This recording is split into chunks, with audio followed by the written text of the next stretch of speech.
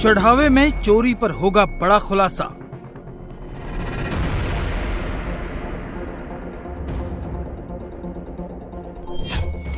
SIT report खोलेगी साजिश के तार।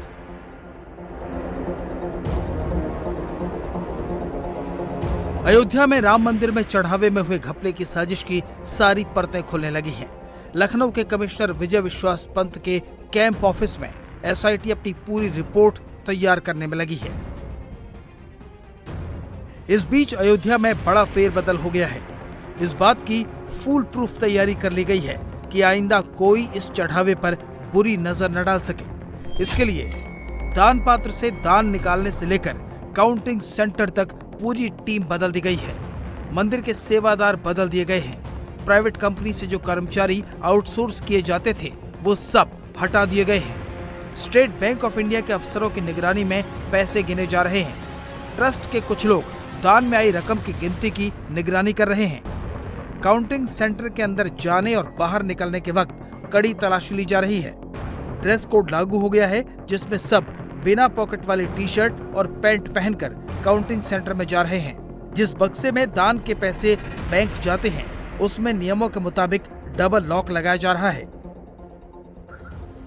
इस बीच स्टेट बैंक ऑफ इंडिया भी पूरे मामले की अपने स्तर पर जांच करा रहा है। बैंक की विजिलेंस टीम की जांच भी करीब करीब पूरी हो चुकी है।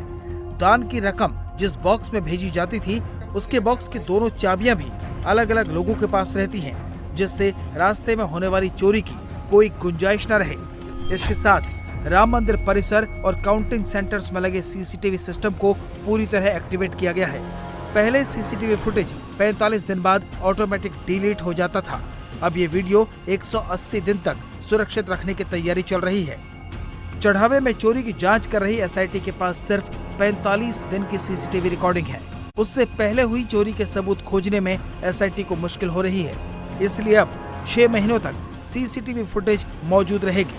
एसआईटी की फाइनल रिपोर्ट आने से पहले ये भी खुलासा हो गया कि आखिर इतना बड़ा घोटाला कैसे सामने आया। 4 मई को सफाई कर्मचारियों को काउंटिंग सेंटर में बने टॉयलेट से सिक्कों का भरा थैला मिला। सूचना मिलने पर चंपत राय ने अपने स्तर पर तुरंत जांच की। 4 मई को काउंटिंग में मौजूद 6 लोगों पर शक की सुई टिक गई। चंपत राय ने लोकल पुलिस की मदद से 6 लोगों के घरों में रेड डाली। एक शख्स के घर से 80 लाख का कैश बरामद किया गया। दूसरा शख्स हर महीने अपनी पत्नी के नाम 2 लाख रुपए जमा करवाता था। उसने अपने अकाउंट से सारा पैसा निकालकर ट्रस्ट के हवाले कर दिया। तीसरे संदिग्ध ने कबूल किया कि उसके पास चढ़ावे में चोरी के 50 लाख रुपए हैं। उसने भी सारा पैसा वापस कर दिया। इस तरह ट्रस्ट ने 1.5 करोड़ रुपए से ज्यादा की रकम बरामद कर ली। चढ़ावे की गिनती से लेकर बैंक में जमा करने तक और ट्रस्ट के सारे खर्चे का हिसाब किताब अनिल मिश्रा ही देख रहे थे। इसलिए अनिल मिश्रा की भूमिका की भी अब जांच हो रही है। ये सवाल भी पूछा जा रहा है कि मंदिर के हीरे जवाहरात की वैल्यूएशन और सेफ कीपिंग का काम मिलने के बावजूद मिंट कॉरपोरेशन ऑफ इंडिया के एग्रीमेंट को किसने अटकाया। अब वो लोग भी सामने आ रहे हैं जिन्होंने मंदिर के भूमि पूजन से लेकर अब तक रामलला को सोने चांदी के आभूषण अर्पित किए थे। मुंबई के राजू मनवानी ने राम मंदिर में 200 किलो चांदी दान की। दुनिया भर में बसे सिंधी समाज के लोगों ने मिलकर चांदी की 200 ईंटें इकट्ठा की। राजू मनवानी ने ये ईंटें राम मंदिर ट्रस्ट के जनरल सेक्रेटरी चंपत राय को सौंपी। न तो उन्होंने राम मंदिर ट्रस्ट से इस दान की कोई रसीद मांगी और न ही उनको कोई रसीद दी गई, लेकिन अब लोग अपने चढ़ावे का हिसाब पूछ रहे हैं। 26 जनवरी को अयोध्या के परिसर में ही उनका कोई हॉल है जहाँ पे हम लोगों ने ये प्रोग्राम ऑर्गेनाइज किया और करीब करीब 150 से 200 श्रद्धालु साथ में चले।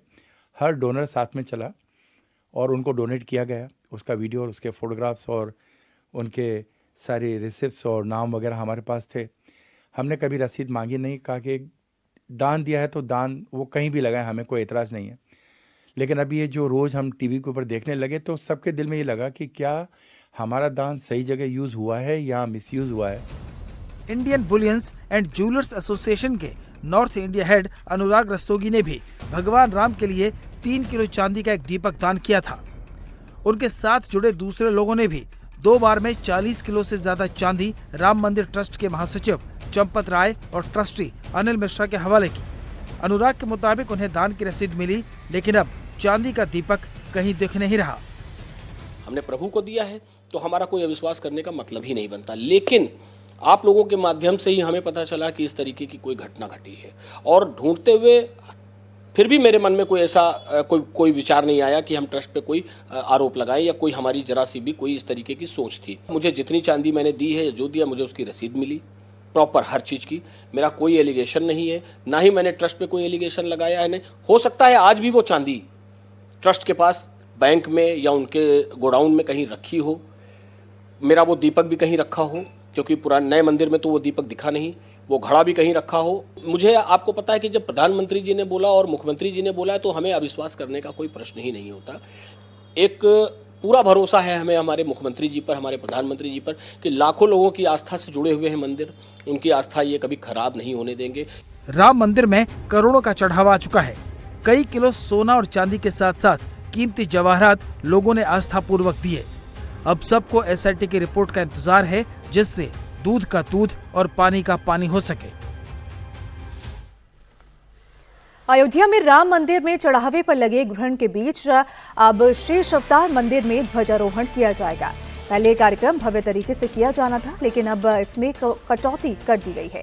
यूपी के डिप्टी सीएम केशव प्रसाद मौर्य और ब्रजेश पाठक इसमें बतौर मुख्य अतिथि शामिल होंगे।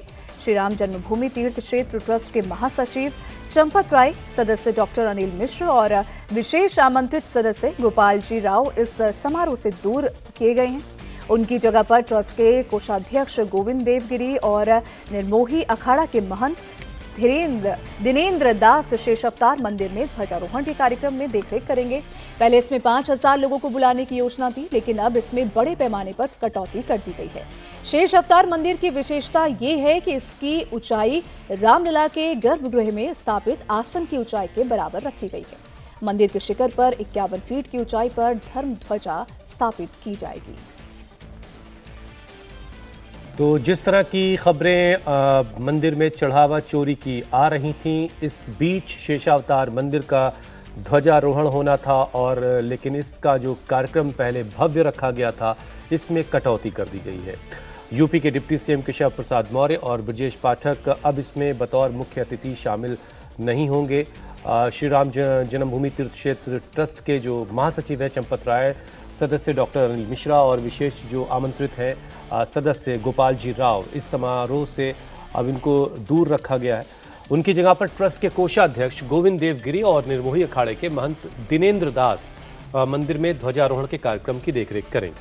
पहले 5000 लोगों को बुलाने की योजना रखी गई थी, लेकिन अब इसमें भी कटौती कर दी गई है। शेषावतार मंदिर की खासियत यह है कि इसकी ऊंचाई रामलला के का जो मंदिर है उसके गर्भगृह में स्थापित आसन के ऊंचाई के ही बराबर है।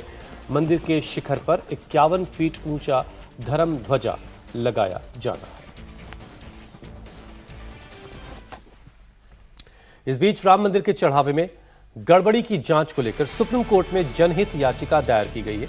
अजय कुमार राय और दिनेश कुमार यादव नाम के 2 वकीलों की तरफ से दायर याचिका में मांग हुई है कि राम जन्मभूमि ट्रस्ट के पैसों में गड़बड़ी के आरोपों की एफआईआर दर्ज की जाए। इस याचिका में यह भी मांग रखी गई कि सीबीआई की अगुवाई में एक खास जांच टीम बनाकर निष्पक्ष और एक टाइम फ्रेम के अंदर जांच हो, जिससे यह पता चल सके कि दान के पैसों में कोई गड़बड़ी हुई, कितनी गड़बड़ी हुई, गमन या भ्रष्टाचार हुआ या नहीं हुआ। याचिका में राम जन्मभूमि ट्रस्ट और यूपी सरकार के निर्देश देने की मांग की है कि वो ट्रस्ट के पैसों और संपत्तियों की निगरानी के लिए एक मजबूत ऑडिट और जांच व्यवस्था बनाए। साथ ही सारी जांच होने तक यूपी सरकार और ट्रस्ट को सभी रिकॉर्ड सुरक्षित रखे जाने का आदेश दिया जाए। वह इस बीच बैंक खाते, दान रजिस्टर, ऑडिट वीडियो और report, CCTV footage, computer data, किसी भी रिकॉर्ड या सबूत को नष्ट करने या उसमें छेड़छाड़ करने पर रोक लगाई जाए। तो अब ये मामला जो चढ़ावा चोरी का है वो देश की सबसे बड़ी अदालत में पहुंच चुका है। 2 वकीलों की तरफ से जनहित याचिका लगाई गई है और इसमें मांग की गई है कि पहले तो इस मामले की एफआईआर दर्ज की जाए और उसके बाद एक सीबीआई इस मामले की जांच करे, और जब तक जांच होती है तब तक जो तमाम डेटा है, जो सारी चीज़ें हैं उनको सुरक्षित रखा जाए। जो दान का रजिस्टर होता है, जो ऑडिट के डेटा है, जो सीसीटीवी फुटेज है, वो तमाम सारी चीज़ों को सुरक्षित रखा जाए ताकि जांच जो है वो निष्पक्ष तरीके से हो सके और एक टाइम फ्रेम तय हो कि इतने वक्त के अंदर नतीजे जो हैं जांच के वो सामने आ जाएंगे और इस मांग को लेकर के 2 वकील सुप्रीम कोर्ट पहुंचे।